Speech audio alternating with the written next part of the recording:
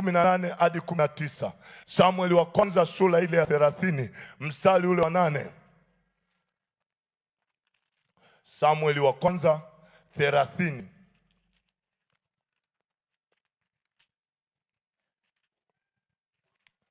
mstari wa 8. Maandiko yanasema, Daudi akauliza kwa Bwana akasema, je, nikawafuate jeshi nitawapata? Naye akamjibu, fuata, kwa kuwa kwa hakika utawapata, nawe ukosi utawapokonya. Mpendwa, angalia hapa ni Daudi. Tayari taifa lilikuwa limevamiwa, watu wake wamechukuliwa, mali zake zimechukuliwa. Daudi akaingia kwenye maombi, akaenda kumwambia Bwana, niwafuate nami nitawapata. Mungu akamwambia, nenda, utawapata, utawafuata na kuwapata, nawe utawapokonya. Mungu anaposema utawapokonya, maana yake kuna vitu ambavyo tayari wale maadui walikuwa wameshavichukua, walikuwa wameshaenda navyo. Daudi akaenda mbele za Bwana. Unajua, muda mwingine hauhitajiki kupigana kikawaida kawaida, unahitajika uende kwanza mbele za Bwana akupe uthibitisho, na uthibitisho pekee ni maombi haya ya siku 40 ambayo yanatuandaa kwenda kwenye mega church, kwenye mega economy, kwenye mega services ambazo zitaendelea mahali hapa. Sikia nikwambie, kama kuna vitu ambavyo adui amevichukua, tumeshaomba ridhaa kwa Bwana, na Bwana amesema twende kwenye ile huduma kubwa, uende kwenye ile biashara kubwa. Mungu wa urejesho anaenda kurejesha. Mungu amrejeshea Daudi, Mungu akampa neema ya kwenda kunyang'anya. Unajua haikuwa rahisi adui aje apige nyumba yako, achukue na wake zako, achukue na kila kitu, alafu anaondoka. Lakini kwa sababu tunaye jemadari wa vita, haijalishi ameenda adui umbali gani, maadamu tunaye Bwana wa urejesho, ndani ya siku hizi 40 vitu vinaenda kurejea kwa jina la Yesu. Tunatamani mambo yakatokee, na vitu hivi ni halisi wala si hadithi. Unajua kuna tofauti ya kuzungumza vitu vya nadharia, lakini ndani ya maombi ya siku hizi 40 tunaona hizi ni lasha. Kuna mvua kubwa inaenda kunyesha. Kila atakayeona, atakayesikia atasema ni wale wana wa CCC, ni wale waliookoka, ni wale wanaomwamini Mungu wa mambo makubwa. Anaenda kurejesha vile vilivyokuwa vimepotea na kuibiwa. Kwa hiyo ni muhimu kuelewa, Mungu anaahidi kurejesha miaka iliyopotea. Kuna watu wamepoteza muda, kuna watu wamepoteza amani, kuna watu wamepoteza mahusiano, wengine wamepoteza maono na fursa. Kuna watu wako hapa hawana amani tena, yani wamekuja kanisani, mwingine amesema acha tu niende kanisani kwa sababu amepoteza amani, amepoteza tumaini. Mwingine anaenda anasema kwa afya hii mimi naenda tu. Ndani ya maombi haya ya siku 40, huyu Mungu wa urejesho anaenda kurejesha amani, anaenda kurejesha afya. Hata kama wamekwambia haiwezekani, Mungu wa urejesho kwake yote yanawezekana. Ametueleza haya sawasawa na kitabu cha Luka ya kwamba kwa wanadamu kweli yanashindikana, lakini kwa Mungu yote yanawezekana. Hata kama tayari wamekuandikia barua ya kwamba umebakiza siku tu za kuishi, ni kweli zimebaki hizo za wanadamu, lakini Mungu wa urejesho aliyemrejeshea miaka Hezekia akiwa katika hali ya kufa, ameambiwa haiwezekani, andaa mambo ya nyumba yako, kwa hakika utakufa. Lakini Hezekia akamlingana Bwana. Unajua, sikia nikwambie mpendwa, maombi haya ya siku 40 ni maombi ya mapatano. Inatakiwa tutembee kwa pamoja ili Mungu aweze kutubarikia, ili Mungu aweze kuturejezea. Inatakiwa tunaposema ni muda wa kumwomba Bwana, twende kwa pamoja. Bwana anaenda kurejesha. Unajua ni hatari sana, tumekubaliana kufanya jambo fulani, mtu mwingine anafanya otherwise, ni utaliona kama ni jambo dogo, lakini litakuchelewesha usiaone yale ambayo Bwana amekuandalia, yale ambayo Mungu amepanga kukutendea. Ezekia alimlingana Bwana, akamwambia Bwana, kumbuka Bwana, hakuna patano ambalo imelisoma kwenye Biblia mimi nikaivunja nyumbani kwako katika taifa la Israeli. Hakukuwa ni ibada, mimi mtumishi wako mimi, Bwana Mungu wangu, nilikuja nikarejeza ibada katika taifa la Israeli. Tunapoingia kwenye maombi ya urejesho, hata kama imeshapitishwa ati maombi haya ya siku 40 yanaweza yakatumika kama reference.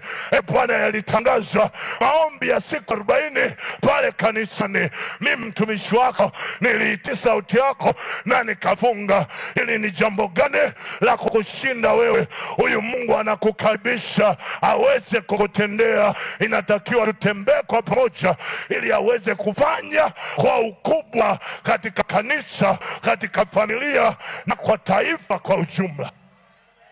Mungu yuko mahali hapa. Ninazizungumza habari ambaye nimemwona Bwana akirejesha. Sikia nikwambie, katika maombi haya Bwana kuna vitu anavifanya. Mimi ninayezungumza na nyie, Bwana aliweza kunitendea, aliweza kufanya mambo makubwa. Wachawi walikuwa wanataka wamuue mama yangu.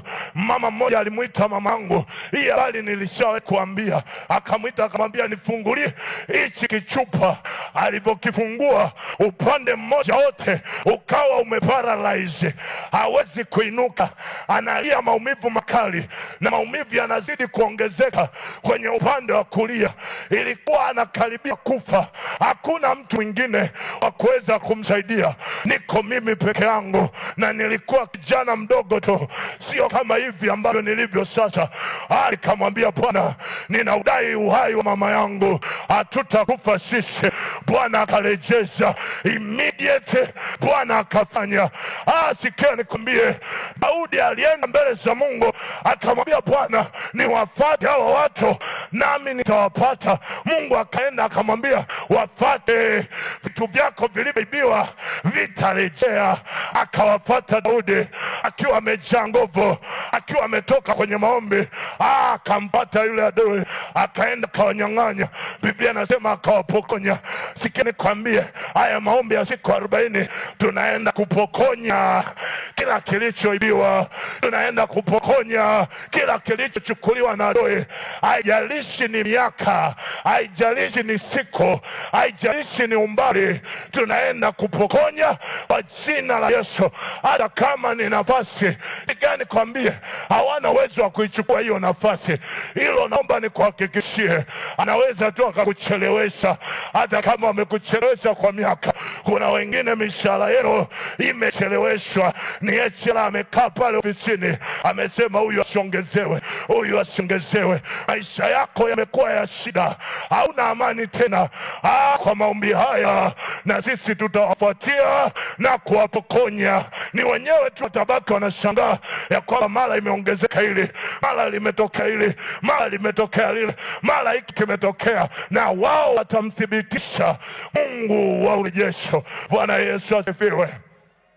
Kwa hiyo tumeona ya kwamba Mungu atarejesha furaha, Mungu atarejesha amani, Mungu atarejesha wito. Kuna watu ambao mmeitwa, mko mahali hapa, ile hamu ikapotea. Huenda kuna mtu mwingine alikasirika tu, kuna jambo lilitokea likamuudhi, akasema na ile huduma mimi sifanyi tena. Sikia nikwambie, haya maombi siku 40 yanaenda kurudisha huo wito, yanaenda kurudisha hiyo huduma, yanaenda kurudisha kila kilichotokea.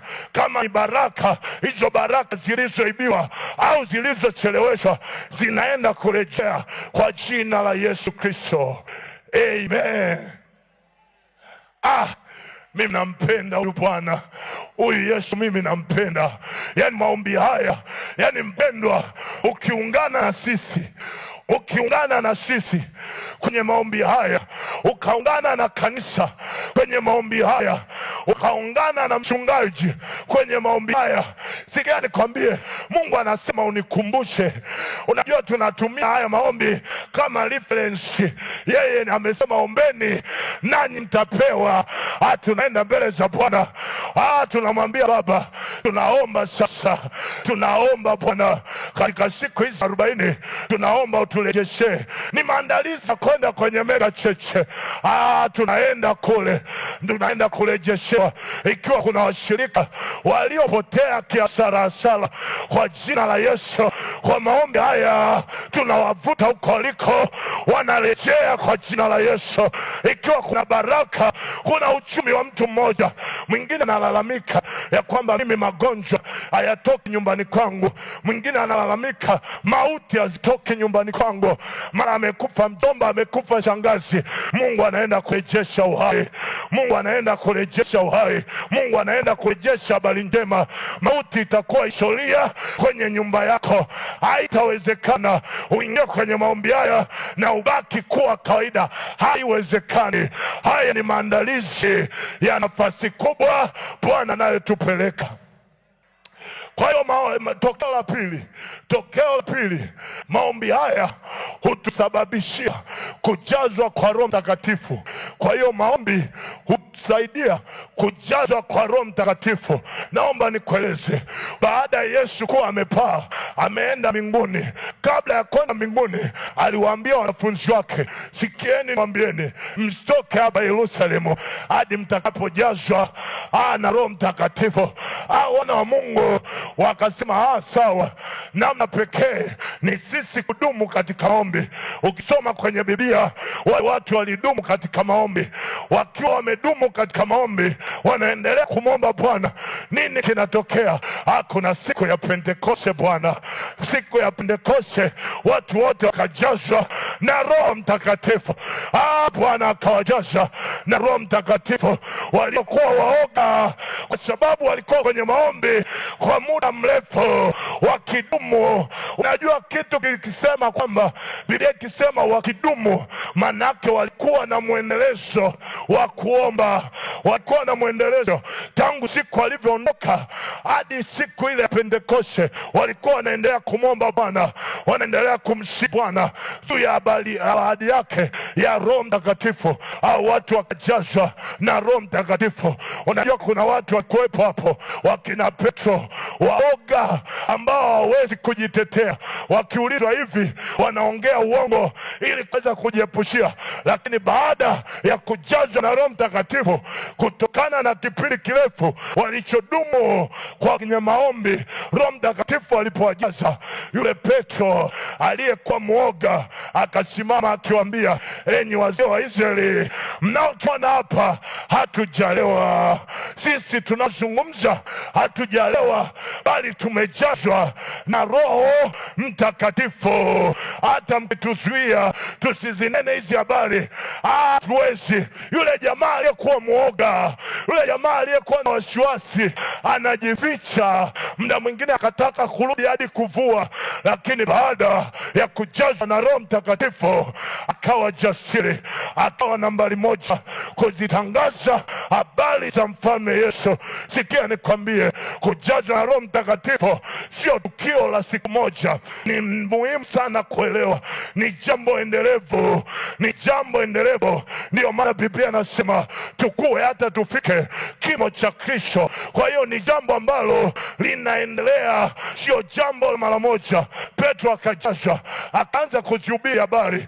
Sikia nikwambie, Roho Mtakatifu akijaza ndani yako, hili ni miongoni mwa tukio ambalo linaenda kutokea ndani ya siku hizi 40 za maombi. Bwana anaenda kugeuza yale mabaya. Akikujaza Roho Mtakatifu, utashangaa unaanza wewe kuwa shuhuda kwamba Bwana amenitendea hili, Bwana amenifanyia hile. Unajua Roho Mtakatifu akikujaa, kila hata sura inaonyesha nuru. Yaani unajua Roho Mtakatifu akiwa ndani yako, hata sura inakuwa na nuru. yani unajisikia raha au unajisikia amani. Ulikuwa unajiona mnyonge, unaanza kujiona wewe ni shujaa. Unaanza kujiona namna ambavyo mapepo yanakukimbia, namna ambavyo wachawi wanakukimbia, namna ambavyo uchumi ulikuwa unakusumbua. Unashangaa uchumi sio tatizo tena. Mpendwa, ninakukaribisha kwenye maombi haya. Bwana akakujaze tena, Bwana akakujaze tena. Neema ya Bwana ikawe juu yako kwa upya tena na tena. Bwana Yesu asifiwe. Wapendwa, huyu Yesu ni raha. Kwa hiyo baada ya kipindi cha kusubiri maombi, wanafunzi walijazwa Roho Mtakatifu. Kwa hiyo Roho Mtakatifu, jambo la kwanza, huleta ujasiri, huleta nguvu, huleta hekima, huachilia vipawa, huachilia matunda ya Roho, huachilia ushuhuda wenye nguvu kwenye maisha ya mwamini. Hii ndio raha ya matokeo, na hii ndio raha ya hili tokeo la maombi haya ya siku 40. Lakini pia maombi haya ya siku 40, Mungu tusaidia kuvunja ngome za adui. Haya maombi tunaendelea kuvunja ngome za adui. Kitabu kile cha Wakorinto wa kwanza sura ile ya 10, Wakorinto wa kwanza sura ile ya 10 na mstari ule wa 4, maandiko yanasema, Wakorinto wa kwanza 10 na mstari ule wa 4,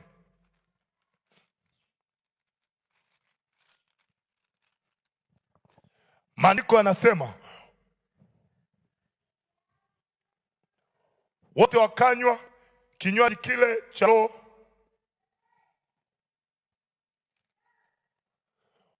wote wakanywa kinywaji kile. Hapana, Wakorinto wa pili, Wakorinto wa pili sura ya 10 mstari wa 4.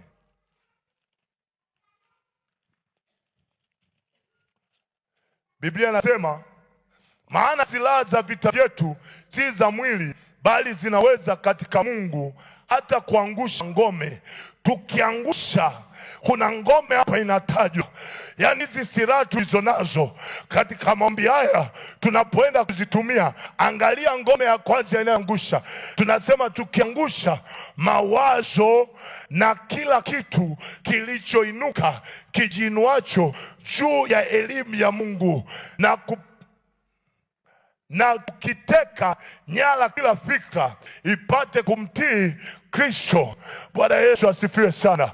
Hapa tunaona ngome ya kwanza inayotajwa. Ngome ya kwanza ni ngome ya mawazo. Adui kuna namna ambavyo anaweza akakujengea ngome ya kujiona wewe ni dhaifu. Unajua, tunapoenda Bwana kwenye mega church, hatuendi watu madhaifu, hatuendi watu wanyonge, tunaenda watu wenye ujasiri, watu wenye nguvu. Na ili tuweze kuingia kama majasiri, jambo la kwanza ni ngome mawazo lazima iangushwe. Tuanze kuwaza kama Mungu anavyowaza, tuanze kuona kama Mungu anavyoona, tuanze kufikiri kama Mungu anavyofikiri. Kwa hiyo maombi haya huvunja vifungo, maombi haya huvunja milango ya giza inayozuia watu wa Mungu wasizione zile baraka ambazo Mungu ameziandaa. Maombi haya husaidia kushinda mashambulizi ya adui. Unajua, adui hawezi tu akakaa kimya akakuacha wewe uende. Hii bali utaiona kipindi kile cha Farao, aliwaruhusu, huenda adui akawa amemruhusu mtu mmoja aingie kanisani, lakini hata acha kukushambulia. Farao aliwaacha wana wa Israeli watoke Misri wakiwa wako jangwani. Farao akasema tuwapate na tuwarudishe ili waendelee kututumikia. Sikia kwambie, maombi haya siku hii ya leo na maombi yanayoendelea siku 40, tunaenda kuangusha kila mashambulizi ya giza kwenye maisha yetu. Muda mwingine wenda adui akashambulia watoto wako. Tunaona hapa kuna dada anaendelea kuomba, kule mdogo wake hamu ya kwenda shule inaisha. Ni mashambulizi ya giza, yaani adui anatafuta namna akurudishe nyuma. Tunashinda na zaidi ya kushinda katika yeye aliyetupenda ni Yesu. Tunaenda kuangusha ngome ndani ya siku hizi 40. Tunaenda kuangusha usurutani ndani ya siku hizi 40. Hata kama walisema kwenye familia yenu hata tokea mtu fulani, huyo mtu alianza kuchipua atakuwa, hata kama anashambuliwa, hata kama ni wewe. Huenda mwingine unaambiwa una ugonjwa ambaye kila siku unatendi kliniki au uongo wa shetani. Hapa na anaenda kukufanyia kwenye maombi haya, anaenda kukusaidia. Hata kama watoto wako wameshapewa majina mabaya, hiyo ngome ya majina mabaya tunaenda kuiangusha kwa jina la Yesu. Amen. Mimi najisikia raha wapendwa, ninapozihubiri habari za huyu mfalme Yesu, yeye anayetutendea kwa ukubwa na kwa ajabu, yeye anayetusaidia kwa namna ya ajabu. Lakini maombi haya hutia nuru machoni, kwenye macho yetu ya kiroho. Maombi haya hutia nuru. Kwa hiyo moja kati ya tokeo la maombi haya ya siku 40 hututia nuru macho ya rohoni. Kwa hiyo maombi haya hututia nuru macho ya rohoni. Kitabu kile cha Waefeso sura ile ya 1 mstari ule wa 17, tutakaa hapo kwa kipindi kidogo. Biblia inasema, Mungu wa Bwana yetu Yesu Kristo, Baba wa utukufu, awape ninyi roho ya hekima na ya ufunuo katika kumjua yeye. Hapa naenda, haya ni maombi ambayo mtume Paulo analiombea taifa kanisa la Efeso. Anayatuma haya maombi. Huu ni waraka unaandikiwa kanisa la Efeso. Anasema Bwana wa baba yetu Yesu Kristo awape ninyi roho ya hekima na ya ufunuo. Mstari wa 18 ninaupenda. Anasema macho ya mioyo yenu yatoe nuru, mjue tumaini la mwito wake jinsi lilivyo, na utajiri wa utukufu wake, na utajiri wa utukufu wa urithi wake katika watakatifu jinsi ulivyo, na ubora wa utukufu wa uweza wake ndani yetu tuaminio jinsi ulivyo, kwa kadiri ya utendaji kazi wa nguvu za uweza wake aliyotenda katika Kristo katika ulimwengu wa roho. Kwa hiyo tunaona Paulo hakuombea waamini wapate fedha. Jambo la kwanza, tunaweza tukaomba upate fedha, lakini kama macho yako ya rohoni hayatatiwa nuru, baada ya muda utashangaa zile fedha zimepotea. Macho ya rohoni yakitiwa nuru, kuna mambo yanatokea. Paulo pia hakuwaombea wapate baraka tu za kimwili. Paulo aliomba macho yao yafunguliwe. Sasa macho ya roho yakifunguliwa, mtu huona vitu vifuatavyo. Jambo la kwanza, macho ya roho yakifunguliwa, mtu huona kusudi lake aliloumbiwa hapa duniani. Macho ya moyo wako yakitiwa nuru. Kwenye maombi haya, ilikuwa ni siku chache tu zilizopita, kitu kama jana au kama juzi, tulikuwa tunaomba macho yetu yafunguliwe. Ilikuwa ni jana, macho yetu yafunguliwe. Kwa hiyo ni vitu ambavyo tunamwomba Mungu yatokee. Yaani mpendwa, hivi vitu viwezi vikatokea sisi tunaomba, wewe unakula. Yaani sisi huku tuko tunaomba, tumekubaliana tuombe, twende kwenye hii. Ikiwa ni special case, we are well and fine, tunaelewa kwa special case. Lakini kwa kawaida, mpendwa, kuna baadhi ya vitu ambavyo utashangaa, unaweza ukajiona kama umelaniwa. Ndio hapo sasa wale manabii wa uongo wanaenda kupigia pesa. Kuna vitu ambavyo hujatimiza wajibu wako mpendwa, ukienda anakwambia ninaiona laana bibi yako ambayo inakufuatilia. Hakuna laana. Macho ya roho hayajatiwa nuru. Macho ya roho yakitiwa nuru, utalijua kusudi lako, wala si laana. Unachelewa kwa sababu hujajua kusudi lako. Utaenda pale hautabebeshwa udongo. Yani sikia nikwambie, unaambiwa nenda katoe siji nini. Sikia nikwambie, ni macho ya rohoni yakitiwa nuru.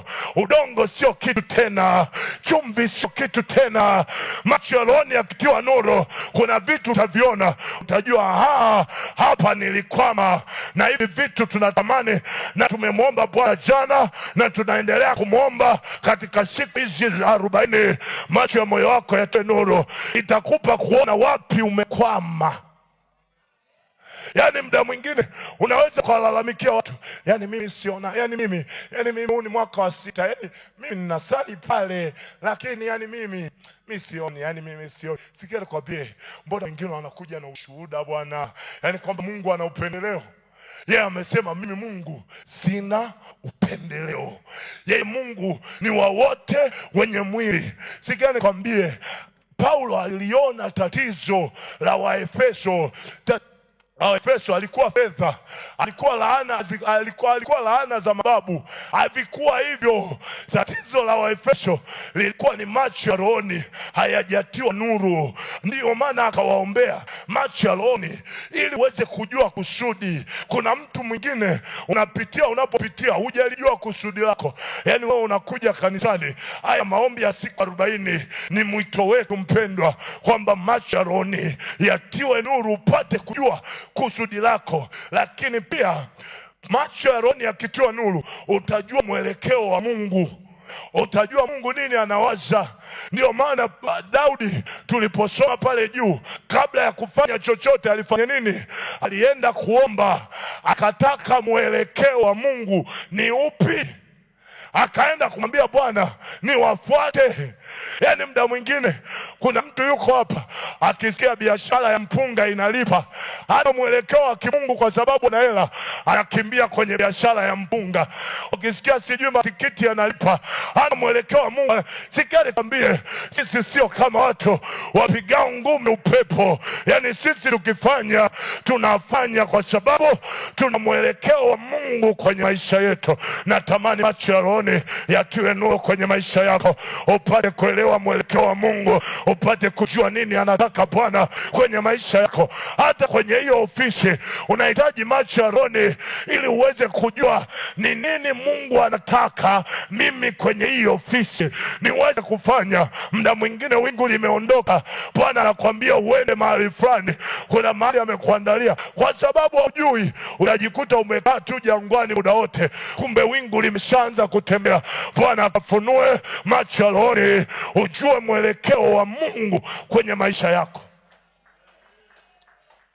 Lakini macho ya rohoni yakitiwa nuru, utajua hatari zinazokuja. Na Biblia imeeleza wazi, Bwana hatafanya jambo lolote bila kuwafahamisha watumishi wake. Yani hata kama kuna ajali, mimi nilishawahi kuwashuhudia tukiwa na mkutano kule wanapata sijui kwa Mdeshi. Tukiwa na mkutano kule, mimi natokea Mkonze na kuja na wahi kwenye ibada. Siku moja kabla, Bwana akanionyesha ajali ya kwamba leo utapata ajali. Sikia nikwambie, nikamuuliza Bwana, nitakufa? Jambo la kwanza tujue, ili kama nitakufa mimi nianze kumweleza mke wangu kwamba nimeshapata taarifa, kuna habari mbaya inakuja, kwa hiyo uwe nayo tayari. Mungu akaniambia hautakufa. Sikia nikwambie, nilipata ajali mbaya ya pikipiki na nilikuwa kiongozi wa mkutano ule wa kule. Nimepata ajali, pikipiki imelingita huko. Mimi nikainuka kwa sababu Bwana alishanipa hatari inayokuja. Adui alikuwa amewaza mauti, Bwana ameshanipa taarifa. Watu wanashangaa, wanaona vumbi, mimi mtumishi wa Bwana najikung'uta. Kwa nini? Kwa sababu Bwana alinipa kujua hatari inayokuja. Macho ya rohoni yakitiwa nuru, hatari zinazokuja utazijua mpendwa. Yani hautakuwa wakujuta. Yani wewe sio wakujuta, yani mimi sijui, yani mabaya yananipata tu kwa ghafla. Biblia imesema mabaya yatakupata wewe, hata ikija ni baya Bwana ugeuza kuwa mema. Haya matokeo ya maombi haya ya siku 40 mpendwa. Huu ni mwaliko wangu, kama kuna ulegevu kalikuwepo, karibu ungane na sisi. Mimi naona raha ya mambo ambayo Bwana anayafanya kwenye maisha yetu, na ndivyo Mungu anataka akafanya afanye kwenye maisha yako. Amen. Lakini pia macho ya rohoni yakitiwa nuru, utaona milango ya baraka. Biblia inasema malango yako yatakuwa wazi daima, hayatafungwa mchana wala usiku. Hii ni sawasawa na kitabu cha Isaya 60:11. Utaona malango ya baraka zako, utaona vile vitu ambavyo Mungu ameviachilia. Unajua muda mwingine malango yako yameshafunguliwa, wewe unabaki unashangaa. Mimi nilishawahi kuwapa shuhuda ya kwamba Mungu kuna kipindi alinionyesha ya kwamba kuna mahali ambako natakiwa kupita. Ni nyumba nzuri nimepewa, ile nyumba nzuri niliyokuwa nimepewa, lakini imefungwa. Mimi nikawa nakimbia na kemea, malango yangu yafunguke, malango yangu yafunguke, naombea malango yafunguke. Kumbe mlango uko wazi kitambo.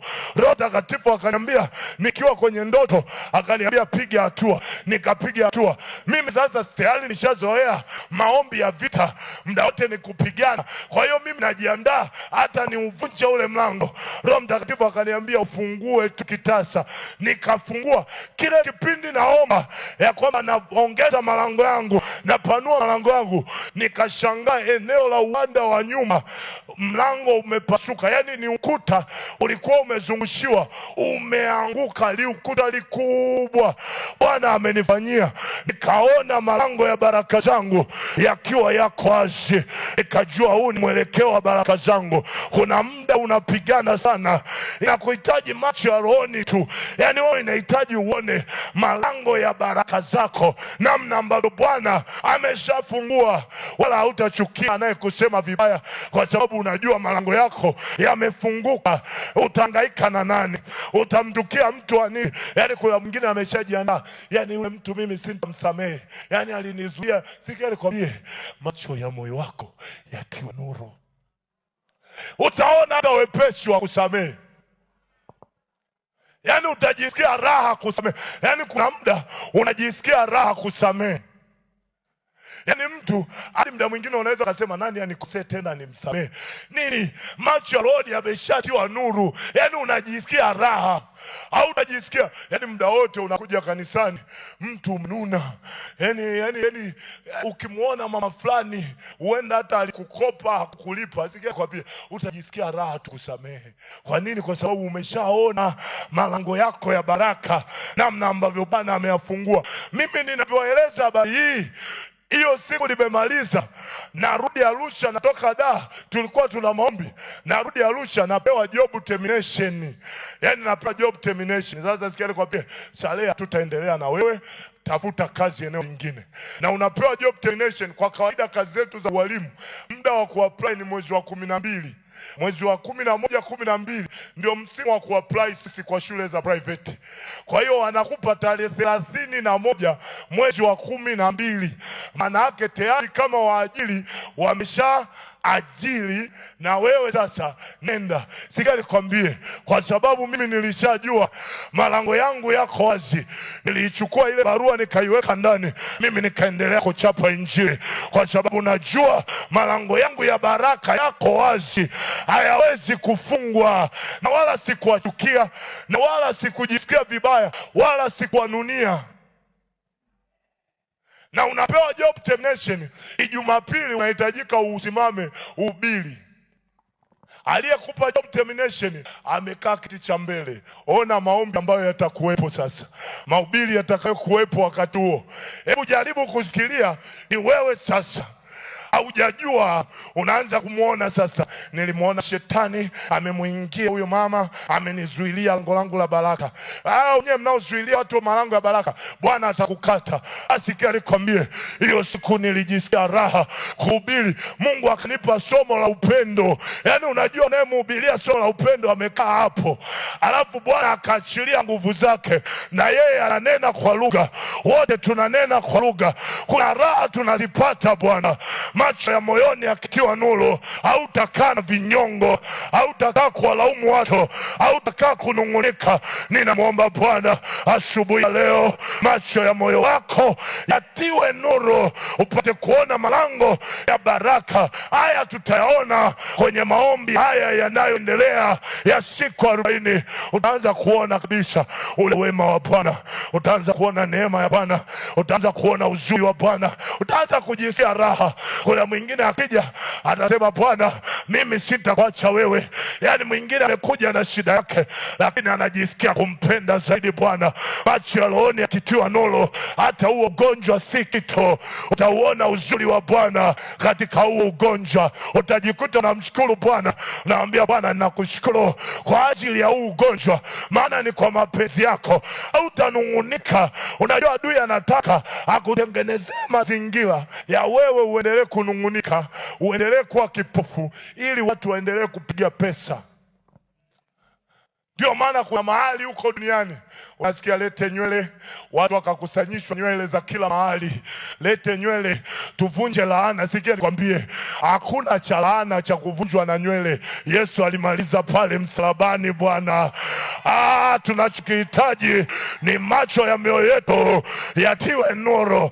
Yani kitu pekee ninachokihitaji, hata kama mume akuelewi, hata kama yeye ameamua kwenda, wewe unatakiwa macho ya moyo wako yatiwe nuru. Uanze kuona uaminifu wa Mungu, uanze kuliona kusudi la Mungu, uanze kuona uzuri wa Mungu. Unajua ukiuona uzuri wa Mungu, moyo wako unakuwa na amani. Hautatembea kinyonge, hautataka kila mtu akuhurumie, hautakuwa ni mtu wa kutia huruma Bwana. Macho ya moyo yakitiwa nuru. Unajua Yesu alisema jicho hili likipata shida, mwili wote umepata shida. Unajua ukitembea bila kuona, una namna utakuwa na shida. Utashangaa unaenda kupimwa, leo una pressure iko sijui mia ngapi, kesho kuta una sukari iko 1000 na ngapi. Yani ni kwamba hadi unajiuliza, haya magonjwa yote ninayo na sijafa. Asikia nikwambie, ni kwa sababu uone kusudi la Bwana. Bwana akupe macho. Haya ni maombi yangu, Bwana akupe macho. Hebu sema kwa jina la Yesu ukiwa umekaa. Kwa jina la Yesu na kwa damu ya Yesu, macho ya moyo wangu yatiwe nuru. Kwa jina la Yesu nikaone wema wa Bwana, uaminifu wa Mungu kwenye maisha yangu, nikazione ahadi njema alichoniahidia Bwana, katika jina la Yesu. Najisikia raha. Yesu mzuri Bwana. Kwa hiyo maombi haya, macho ya rohoni yakitoa nuru, nguvu ya Mungu inafanya kazi ndani yako. Macho ya rohoni yakitoa nuru, nguvu za Mungu. Yani unajua kuna baadhi ya vitu ambavyo sisi tunahangaika, hatupaswi kuhangaika. Yesu alishamaliza pale. Yani kuna viprinciple tu. Sasa kiprinciple kimoja wapo ni sisi kwenda mbele za Mungu na kufanya nini? Na kuomba. Hapa tunaandaliwa mpendwa, kwenda kwenye hatua mpya, kwenye hatima mpya, kwenye mega church. Lazima tuone, yani kanisa zima lianze kuona, tusitembee kwa kupapasha. Yani mwingine anakuja, yani mimi leo, yani mimi yani sijui, yani acha tu niende ili sasa wasije wakanitenga. Sikia nikwambie, yani mimi hata nguvu sizioni. Sikia nikwambie, nguvu za Mungu hazihitajiki zionekane kwa mtu fulani. Hizi nguvu za Mungu zionekane kwako. Yani usimlaumu mtu kusema kwamba yani sijui pale mchungaji, yani mchungaji namuona kabisa amepoa. Yani uliyepoa ni wewe, yani mchungaji yuko vile vile. Sijui wazee wa kanisa mimi naona sijui, yani kuna kitu kimepungua pale. Hicho kitu kilichopungua, wewe Yesu amekuweka hapo tukione, kwa sababu sisi ni viungo katika mwili wa Kristo. Kama wewe mkono, fanye kazi yako. Kama mimi ni mguu, nifanye kazi yangu. Yani ukiona kitu kimepungua, ujue wewe sasa ndio umepungua. Yani wewe umejitoa kwenye ile laini ya baraka za Mungu, wala sio mtu mwingine. Yani hapa sio swala, yani unajua makanisa mengine yapi? Ni wewe macho ya rohoni yatiwe nuru, ili uanze kutenda kazi sasa pamoja na Mungu. Hapo mtanisamehe kidogo. Bwana Yesu asifiwe. Maombi haya huleta umoja wa kanisa. tazama hivyo vema na kupendeza ndugu wakae pamoja kwa umoja. Inaendelea inasema, ni kama mafuta mabichi yashukayo ndevuni mwa Haruni. Unajua kibiblia mafuta ni baraka, mafuta ni upako, mafuta ni nguvu, mafuta ni hali ya mtembeo wa Roho Mtakatifu kwenye maisha ya watu. Kwa hiyo inaposema tunapotembea kwa pamoja, utashangaa kwa sababu wote tumenia ya kwamba tutafunga, tutamwomba Bwana kwa ajili ya maombi ya siku 40. Mega Church si kitu kwenye umoja. Kama ukitaka kujua hili, waulize wale watu ambao walikuwa na ujenga mnara wa Babeli. Wale watu walivyokuwa wamoja, waliujenga mnara wa Babeli mbio mbio. Yani mmoja akisema ni muda wa kubeba mchanga, wote wanabeba mchanga. Mimi natamani Bwana akachilie neema ya umoja kwenye maombi haya. Bwana akatupe kutembea wote tuwe kauli moja. Yani watu wakikuuliza wewe kanisani kwenu nini kinaendelea, kila mmoja anasema ni Mega Church na mimi nimejitoa kufikia ile ahadi. Mwingine akiulizwa ni nini, unasema ni Mega Church na mimi nimejitoa kufikia lile kusudi la Bwana. Yani umoja utasababisha hadi watu waanze kushangaa, lile ni kanisa gani tena? Yani akija mgeni hapa kila mmoja atashangaa. Yani kila mtu akija anashangaa, mbona hao watu wana upendo, mbona watu hao wako pamoja? Unajua sikia nikwambie, wale watu wa mnara wa Babeli kwa sababu tu kusudi lao lilikuwa baya la kujenga mnara, lakini walichokuwa nakifanya Biblia yenyewe inaonyesha kwamba akasema na tushuke tuwavurugie, maana hao watu wanakoendea ili walilolianzisha hili. Na ndio maana adui, unajua akishaona mna umoja, angalia kipindi kile ambacho mnaona kabisa kama ni wanandoa, kuna muda mmepanga malengo ya pamoja, vitu vinaenda kutokea, ndio muda huo huo unashangaa bwana amerudi amenuna, magomvi hayaeleweki yametokea wapi. Kama ni mama anarudi amenuna, magomvi, yani unashangaa tu ni ugomvi. Yani labda tu kama ni baba, wengine sisi hatujalelewa yale maisha ya kizungu ya kutoa sahani mezani, umesahau, anakuambia yani wewe kila siku unasahau sahani mezani. Yani ugomvi unatokea hapo, na kama kulikuwa kuna jambo mmepanga kulifanya halifanyiki.